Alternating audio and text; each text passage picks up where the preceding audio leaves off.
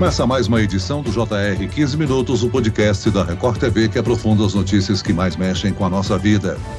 O governo de São Paulo anunciou que crianças de 3 a 4 anos poderão ser vacinadas contra a Covid-19 a partir de sexta-feira, 30 de setembro. No Rio de Janeiro, a Secretaria Municipal de Saúde retomou a aplicação da primeira dose da vacina em crianças desta faixa etária que estava suspensa por falta de imunizante. E, ao mesmo tempo, a campanha de vacinação contra a poliomielite entra na reta final. Qual a importância da vacinação infantil contra a Covid-19? Quais são os imunizantes já aplicados em crianças? E após 2 anos de pandemia, quais são os avanços na busca de remédios contra a doença? O 15 Minutos de hoje esclarece essas e outras dúvidas com o médico infectologista do Hospital Moriá, Luiz Alves. Bem-vindo ao nosso podcast, Dr. Luiz. Olá, Celso, tudo bem? Obrigado pelo convite. Prazer estar aqui. Quem nos acompanha nessa entrevista é a repórter da Record TV, Giovana Rizardo. Giovana, a Agência Nacional de Vigilância Sanitária, Anvisa, já tinha autorizado a vacinação dessa faixa etária com a Coronavac desde julho. Mas por que a campanha só vai começar agora? Oi, Celso. Oi, doutor Luiz. Obrigada pelo convite, Celso. Houve essa espera por falta de doses, né? Até então, apenas crianças dessa faixa etária, que fossem indígenas, quilombolas ou que tivessem comorbidades, podiam receber o imunizante. A partir de agora, com a doação de 2 milhões de doses de Coronavac pelo Instituto Butantan, a ampliação pode ser liberada. E como você já citou no início do podcast, nesta quarta-feira, dia 28 de setembro, a vacinação contra a Covid-19 em crianças de 3 e 4 anos foi retomada no Rio de Janeiro. A aplicação de vacinas para crianças estava suspensa na capital desde o início de agosto por falta de doses. Doutor Luiz, a vacinação de crianças pode evitar internações e sequelas graves? Sim, a vacinação nessa faixa etária, né, como no geral, tem como prioridade, né, o intuito, né, o objetivo prioritário dela é diminuir a forma grave da doença, né, evitando hospitalização e desfecho grave, né, óbito ou sequelas oriundas de uma internação prolongada ou até mesmo da doença Covid.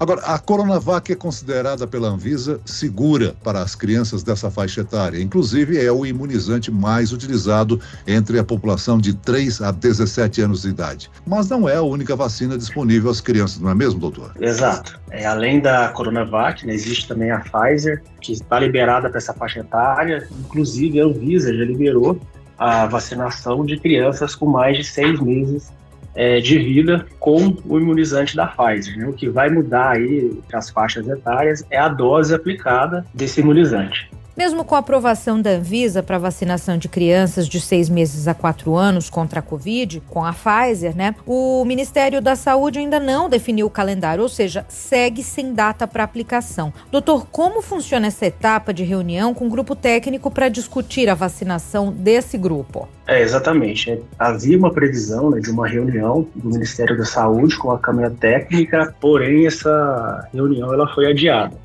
Os estudos, né, que comprovam a eficácia e a segurança da vacina já foi publicado, então a gente já tem essa informação que é segura e eficaz. Agora é uma mera formalidade, né, nessa reunião do Ministério da Saúde com a Câmara Técnica para aprovação, liberação da vacinação nessa faixa etária. Doutor, o governo tem 35 milhões de doses para receber da Pfizer graças a um contrato assinado com a fabricante e precisa de ao menos 21 milhões para essa faixa etária. O processo para a vacina ser entregue é burocrático? A partir do momento que ela é aprovada, né, a Anvisa já liberou o uso, então a gente consegue fazer essa compra, essa importação. A partir do momento que essa imunizante é aprovada pelo Ministério da Saúde, né, pelo histórico de campanha vacinal, de êxito de vacina que o Brasil possui, que isso foi construído ao longo do tempo, isso não é demorado, né? Eu acho que a burocracia maior aí fica mais focada no Ministério da Saúde para fazer essa reunião e realmente liberar o uso do imunizante para a população. Agora, doutor, segundo um estudo da Fiocruz, crianças menores de 5 anos são quase metade dos hospitalizados no Brasil. Cada dia que nós passamos, sem vacinas aplicadas nessa faixa etária, mais de uma criança morre por Covid-19 no país. O público é considerado, no momento, o mais vulnerável e exposto à Covid-19 justamente pela falta da vacina, não? Sim, exatamente, né? A gente vê um filme, né, na pandemia do Covid, principalmente em relação à internação. No início da vacinação, né, com a vacinação dos idosos, a gente viu uma queda de internação dos pacientes mais velhos. A cada mês que avançava um grupo etário, a gente via a faixa etária da população que internava caindo de uma década, 2 décadas, né? Primeiro eram aqueles pacientes com mais de 70, 80 anos, caiu para pacientes de 50, 40, 30, conforme a vacinação foi avançando. Como a gente já tem um contingente de pessoas vacinadas considerável, né, principalmente acima de 5 anos, é natural que aumente a hospitalização justamente desse grupo que está descoberto com a vacina. Doutor, por outro lado, a vacinação de Covid-19 tem avançado no país e muitos adultos já estão com o esquema vacinal completo com as doses de reforço. As crianças também precisam completar o esquema vacinal para reduzir esse risco de novas variantes e de casos graves? Isso, exatamente. Primeiro a gente tem que fazer aquele esquema completo, né, que 1 dose ou 2 doses, a depender do imunizante utilizado, e por faixa etária avaliar qual é necessário a dose de reforço, né? Por exemplo, nessa faixa etária de 6 meses a 4 anos ainda não está liberado o reforço. Então, assim, tem que ver a faixa etária realmente para saber onde tem indicação dessa dose adicional ou não. Por exemplo, crianças ou adolescentes acima de 12 anos têm a indicação dessa dose de reforço. De 6 meses até 4 anos ainda não há estudo avaliando a necessidade ou não do reforço. Agora, ainda falando sobre a vacinação em crianças, ultimamente as autoridades de saúde estão fazendo campanhas para ampliar a cobertura vacinal contra diversos vírus e doenças. As crianças podem tomar a vacina contra a Covid-19 junto com outros imunizantes anunciados? Sim, existe essa possibilidade, tem que ser avaliado qual o imunizante, né? Pode ser que cruze com alguma vacina que não possa ser administrada concomitantemente, né? Mas isso tem que ser avaliado individualmente, né? Em relação ao calendário vacinal e o imunizante contra a Covid-19.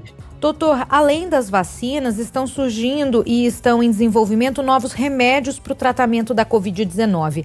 O senhor acredita que, já que teremos que continuar lutando contra esse vírus por um bom tempo, estes novos remédios vão ser uma estratégia importante para reduzir os danos e as mortes provocadas pela doença? Sim, isso é muito importante, né? Melhorar o nosso arsenal terapêutico contra a Covid-19. A gente pode fazer um paralelo aí com a influenza, né? A gente tem a medicação contra a influenza, que ela também contribui para a diminuição da gravidade da doença. E em relação à Covid, né, a gente já tem algumas medicações, né, como o Remdesivir, tem o Paxlovid, e agora tem a outra medicação que saiu, que é o Molnupiravir, que eles também são indicados nessa fase inicial da doença, justamente para evitar a progressão para gravidade e internação. Em breve chegarão ao Brasil essas pílulas aí contra a Covid-19, né? A farmacêutica MSD, responsável pelo antiviral, não recebeu o aval para entrar no SUS, mas chega ao país através de mecanismos da iniciativa privada. Como é que funcionam esses medicamentos no organismo? O Molnupiravir, né, como o Paxlovid, eles são antivirais que eles interferem na replicação viral. Então, eles diminuem a carga viral e diminuem a progressão da doença para a gravidade. Eles são indicados mais na fase inicial da doença, né, para evitar a proliferação, né, a disseminação do vírus no nosso organismo. Doutor, apesar do cenário favorável e vacinas eficazes, a pandemia ainda não acabou. A população precisa completar o esquema vacinal, procurar o atendimento médico ao identificar sintomas. Afinal, é possível prever o fim da pandemia? Essa pandemia ela veio para ficar, né? O coronavírus, o Covid, provavelmente ele vai se tornar um vírus endêmico, né, como a influenza, principalmente nos períodos aí de inverno. A gente tem que se acostumar com essa nova realidade, né? A gente via muito em filmes, né, principalmente na região do Oriente, Japão, China, o pessoal usando máscaras, né, em temporadas de inverno, temporadas em que esses vírus respiratórios aumentam a disseminação. Agora a gente tem que adaptar a nossa vida, né? Esses vírus, eles vieram para ficar, a gente tem que se adaptar, tomar os devidos cuidados, né?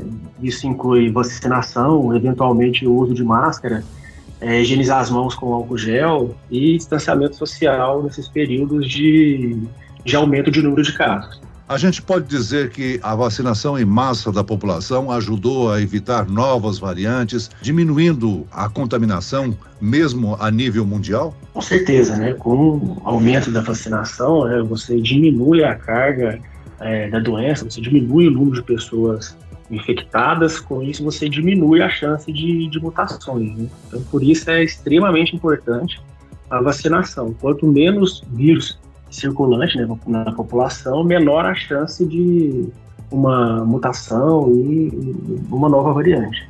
A gente poderia situar que tipo de imunizante as crianças podem tomar dentro dessa campanha que vem sendo desenvolvida para a vacina das crianças junto com a Covid-19? Hoje, assim, já é bem estabelecido, né? Quais vacinas pode-se tomar concomitantemente. Por exemplo, uma criança de 6 meses, ela vai até o posto de saúde, uma clínica de vacina, fazer as vacinas daquele período habitual, né? E o pessoal já está apto e treinado para saber orientar a mãe, a família da criança, quais vacinas eles podem fazer uso concomitante ou quais eles devem esperar, né, dependendo do intervalo. Qualquer clínica de vacina, o pessoal que tem essa expertise de vacina em criança, eles sabem fazer esse ajuste de data e de tempo e intervalo entre uma vacina e outra.